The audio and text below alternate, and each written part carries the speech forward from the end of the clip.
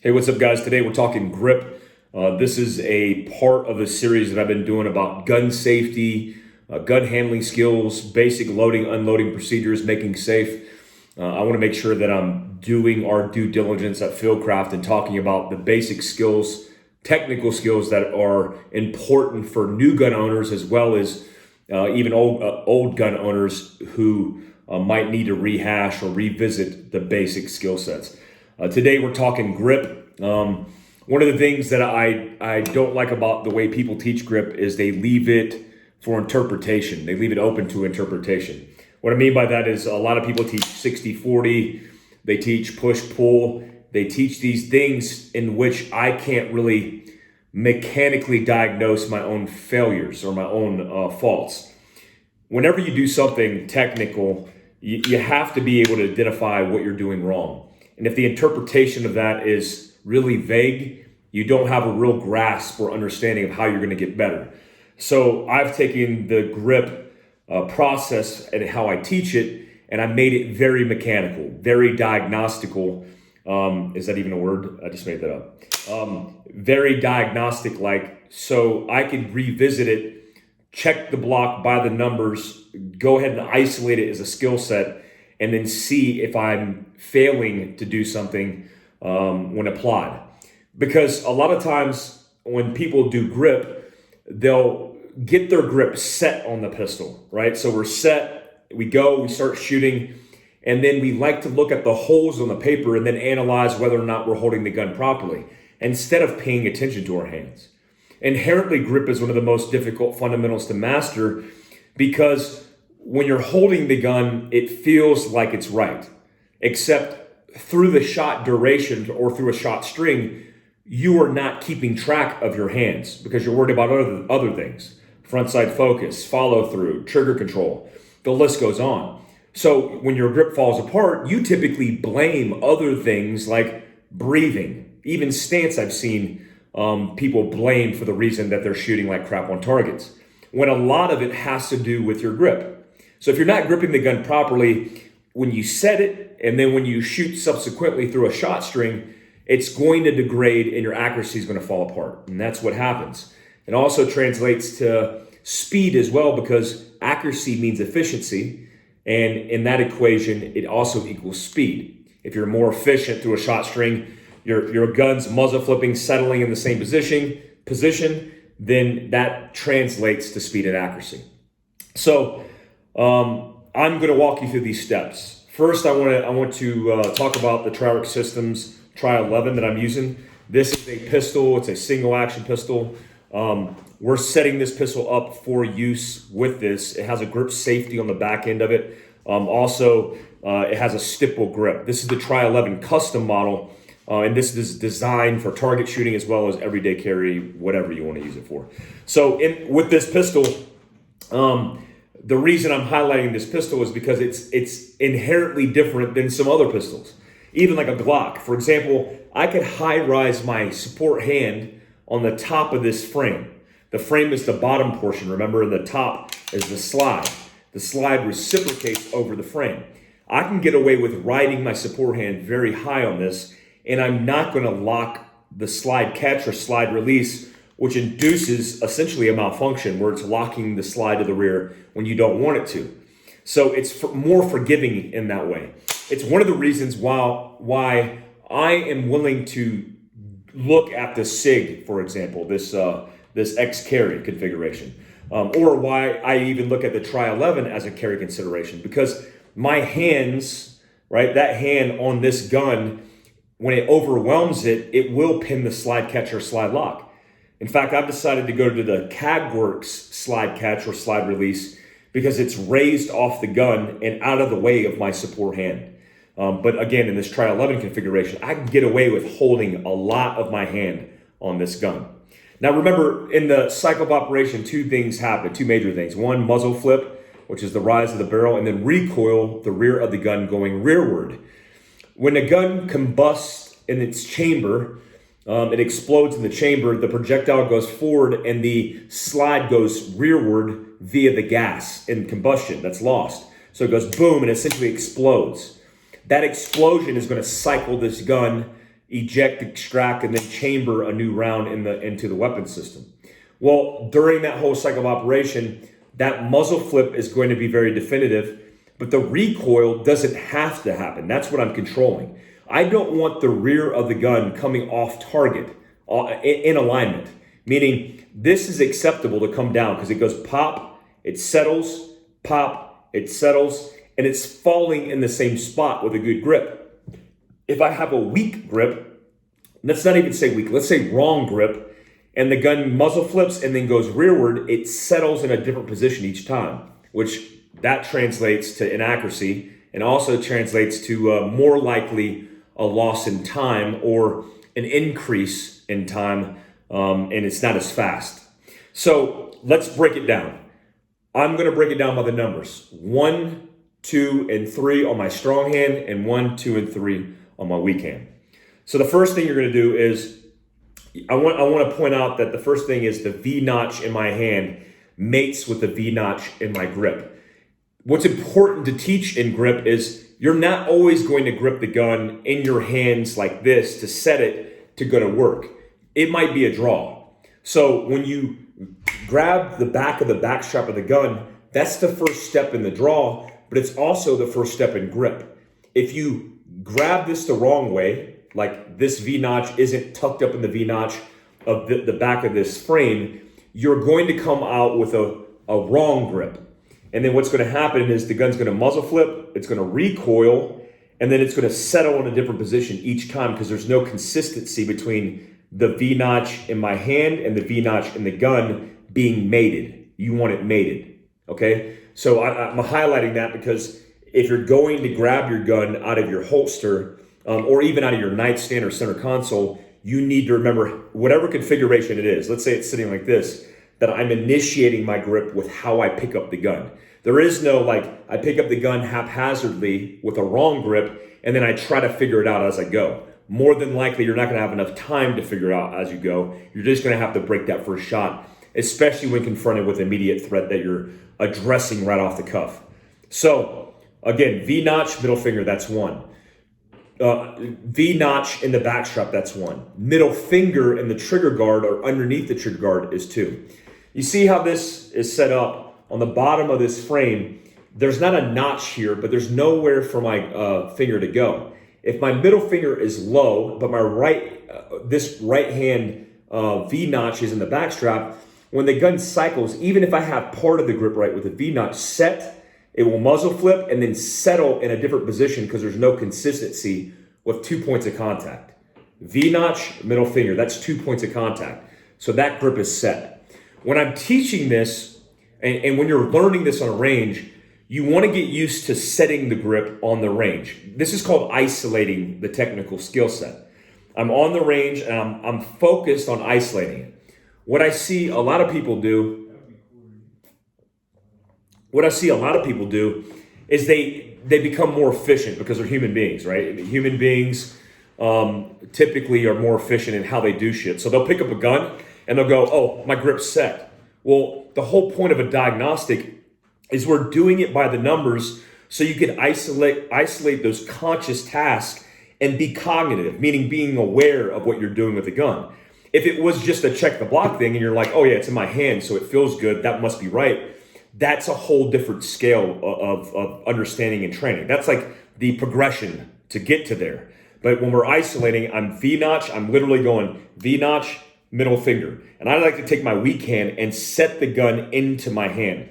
The reason I do that is because that feeling being set into my hand makes me understand what right feels like, right? It's one thing to replicate what right looks like, but if you feel what right feels like, it's going to set you up for success. So pushing down, that same grip feeling that I get from pushing down into my hand is the same feeling I want when I'm drawing my gun out of my Safariland ALS, when I'm drawing concealed out of our holster in appendix carry. Even when I'm picking the gun up from a flat surface, let's say my nightstand, I'm going to try to replicate that feeling of being set in my hand. Okay, so V-notch, middle finger. The next component to this is that hammer grip I always talk about. Now, the reason I stress hammer grip, if you've ever swung a hammer on a nail, One, you don't want to overgrip the hammer, because if you do, you won't be able to make fine, minute adjustments last millisecond before you smash that nail in the head. And so if you just lighten your grip a little bit, it gives you the flexibility and your dexterity to manipulate the front end of the hammer to smash it at the end. So we're not overgripping. If you overgrip a gun, not only will you impede your ability to move the gun in small scales in your hand, for like a slide lock reload, for example. If I slide lock this and then I go to manipulate it, if I could shift it in my hand, that's better than holding it really tight and then turning it. But not only that, when you overgrip a gun with your dominant hand, you impede your ability to work your trigger finger. So I grab the gun and I'm squeezing really tight, you can't work your trigger finger. The simple assessment of that is you just taking your grip hand, squeezing really tight, and then manipulate your trigger finger while you're doing that. It's very difficult to do, right? So just loosen your hand, hold your hand together, and manipulate your trigger finger. It's a lot faster. You give yourself the dexterity there because you're not overgripping your hand together. So V-notch, middle finger, I also do this, right? Because I'm getting the appropriate grip where it doesn't fall out of my hand, and it's light enough to where I can manipulate the trigger fast. The last component of this is, you notice that when I went like this, that should be a dance, right? When I do this, I'm keeping my wrist stiff. When I first started teaching grip, and I had the whole class do this before I gave the explanation, half the class would do this. They would literally break their wrist. It's because here's an observation. It's probably because when you get a stiff wrist, for example, to be able to shoot better or control recoil, unless you've done that, you have no context of what a stiff wrist is for. You can go different directions in the gutter there. But what I mean is, you wouldn't know how to hold a stiff wrist unless you were taught that. If your dad taught you to shake a man's hand and give him a stiff handshake and look him in the eye, which I was taught, you wouldn't know it. In fact, those people on the range that were doing this, the first thing I'd do is come up to them and say, hey, let me shake your hand. And I'd shake their hand, and they would have a very light grip in their hand. So they didn't know the muscle tension that was required to keep that wrist stiff. Well, if you look at it from this angle, when a gun's recoiling, which it will recoil and muzzle flip in your hand, when that happens, your wrist needs to be stiff. But if you didn't have the muscle tension in your wrist, it would simply just break your wrist like this. Not physically break it, but it would break the plane of your wrist. That's called limp wristing a gun. It's common on Glocks, like, hey, you limp wristed that Glock. And what happens when you limp wrist a gun, as the energy is traveling, which it needs the energy, or it has the energy because of the combustion, if your wrist dissipates the energy, the slide will not cycle all the way, which will induce a malfunction. We call this a limp wrist malfunction, right? The first time somebody has a problem with a gun, the first thing I do is assess how they shoot the gun. I say, okay, go ahead and load and make ready, and go ahead and shoot it, and I'm gonna watch your hands. And I'll pay attention to that wrist. If their gun's breaking outside of an aggressive plane like this, more likely the induced malfunction is caused by them limp wristing their gun. So when you do this as a diagnostic, you are getting the muscle memory that you need in muscle tension to retain that, right? To not have your wrist limp and break that plane. So again, V-notch, middle finger, up and down, and then I turn the gun sideways. The next thing is this thing, right? See my hand, my support hand? My support hand is broken just like this. And the plane of it is going from my forearm across my thumb and extending on the end of my finger. That plane doesn't change. It's flat. It's nice and flat.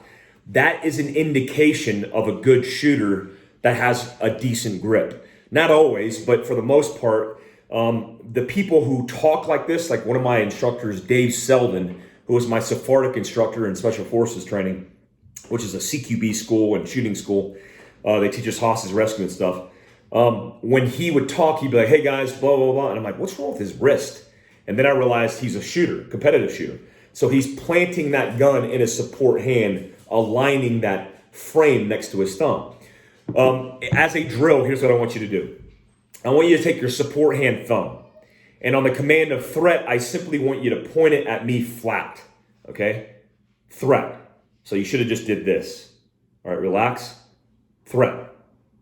Okay, I want you to pick something else in your room, like a lamp, a child, your old lady, whatever you want. And I want you to first, on the first command of threat, you're going to point at me. And at the second command of threat, you're going to point to that object. Okay? Threat. Threat. Let's do it again. Threat. Threat. Okay. Hey, can you shut the door? Vinny, open the door. So one more time. Threat.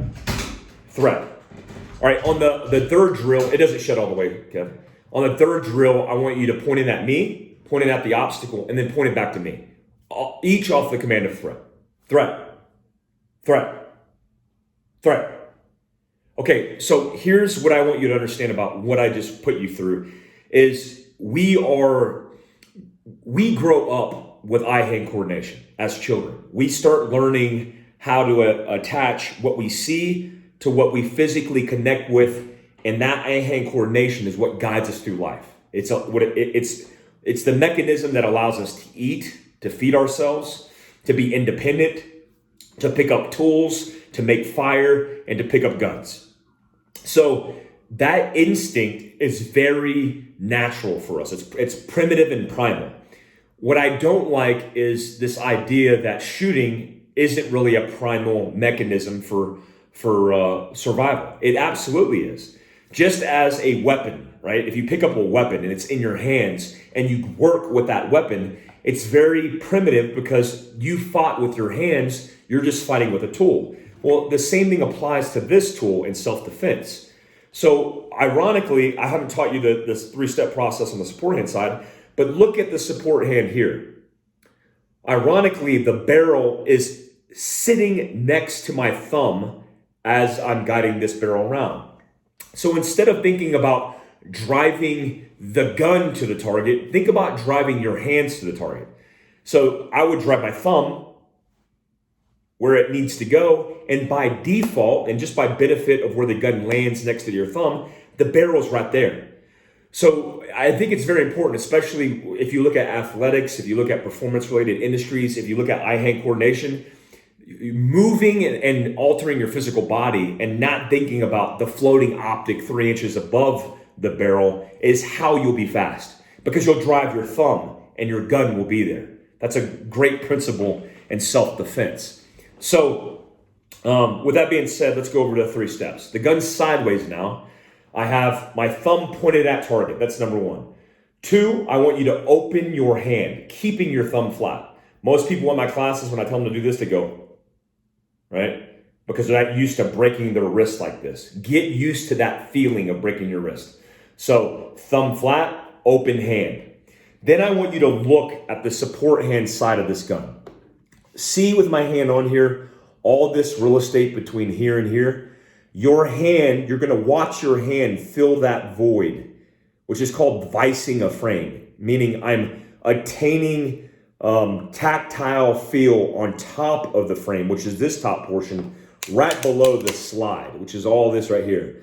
And I'm ensuring that my grip is adhered to the top of that frame, right? That's a good grip. Look at that all the way around. Okay, so as it's sitting here, what the idea is I'm vicing the frame, but I see what right looks like. Because if you had the gun here and I said, hey, put your support hand on it, and you went like this, which I see a lot of people do, they'll do this. That's not right. But you'll think it's right because it feels right, but it's not right. I've had guys who are like, hey, Mike, this new grip technique is really good. And I'm like, whoa, man, have you seen your hands? And you go, how did that happen? Well, it happened because it feels right because it's touching the gun, but it's not necessarily right unless you see what right looks like. So I'm looking and I'm applying, and then I'm uprighting the gun. Here's the next part of this. Grip not only has to do with your right and left hand touching the gun, but it has to do with how your arms and hands manipulate when you're presenting the gun. The first thing I'll tell you is when you present a gun, never present a gun slowly. Never rail a gun. That's the common term that's used. When I learned in special operations how to shoot a pistol, it was 1, 2, 3, 4 by the numbers. And from 3 to 4, we would practice pushing the gun very slowly and picking up the front sight as we railed the gun. Except in a self-defense situation where you're confronted with an immediate threat, you don't have the time to do that. So I recommend if you're practicing pushing even your hands in dry practice, you push your hands fast, very fast. And you get used to when a gun's in your hand and you're pushing it to go to work, there is no deliberate means of delivering that weapon system. It's throwing your hands. And I like using the term throwing your hands because in combatives, that's what you're doing. When I throw a left jab, for example, I'm not contracted and tight and then using muscle to throw that arm. I'm throwing my hand and then at the last millisecond contracting that hand and that muscle in order to make impact. That allows me to be quick and fast, just like if I'm throwing my hands with a firearm. So throw your hands. The next thing is you have to have your elbows up. And some guys shoot like this, which is really weird to me. They flare their elbows.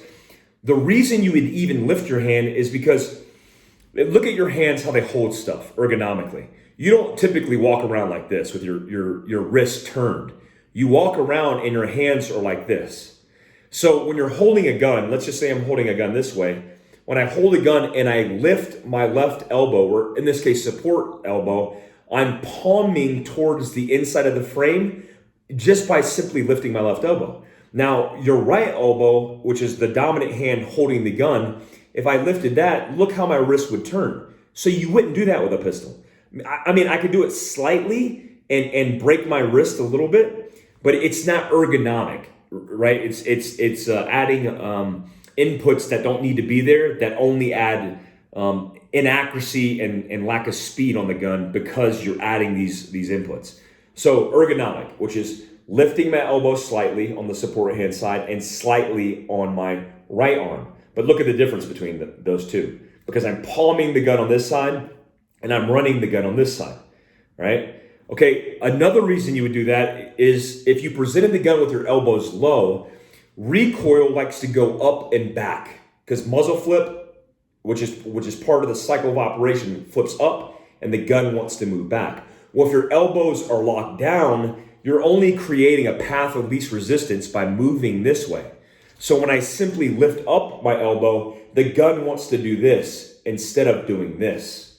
Now, in national match competition, a tactic is, especially for follow-through, is drop my elbow because I want the gun to go boom and then set to go through the process of finding front sight focus and everything else. So that's important, especially in the grip dynamic.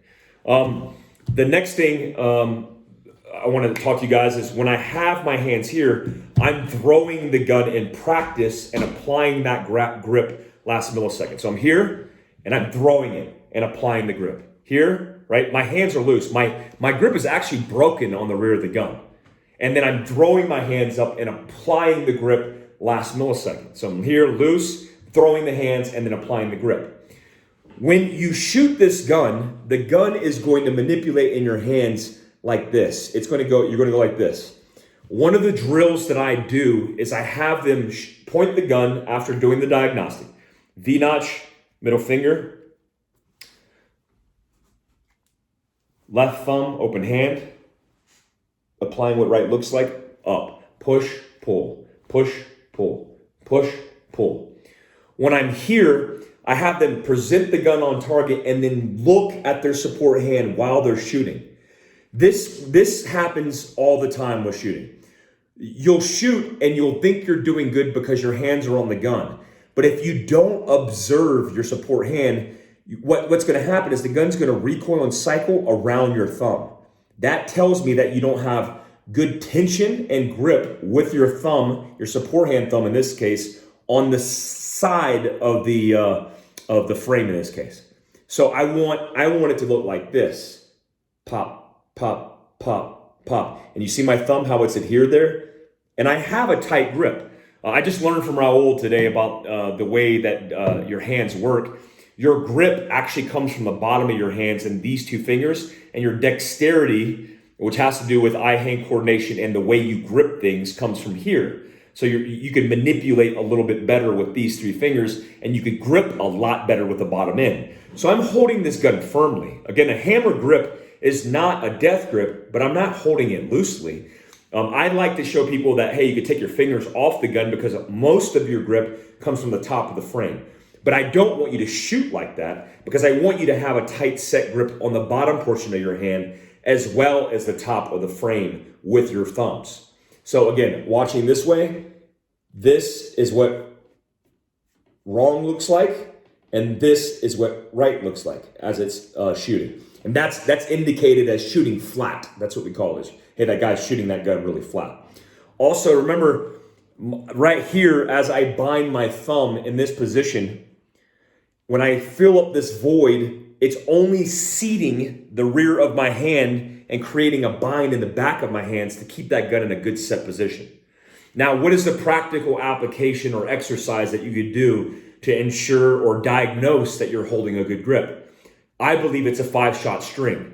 5 shots on target from 3 yards away, we do 3 meters, so about 10 feet away, is a good indication in proximity between rounds if you're holding the grip correctly. You don't have to over-assess or analyze front sight focus, control aim fire. It's literally 1, 2, 3, 4, 5. 1, 2, 3, 4, 5. So I go through the diagnostic and I don't check the block. If I'm isolating this, I focus on this. V-notch, middle finger. Up and down, hammer grip, turn it sideways. Left finger pointing at target, open hand, looking at what right looks like. Upright in the gun, push, pull, push, pull, push, pull. Shooter's ready, stand by. 1, 2, 3, 4, 5. Shooter ready, stand by. 1, 2, 3, 4, 5. Shooter's ready, stand by. 1, 2, 3, 4, 5.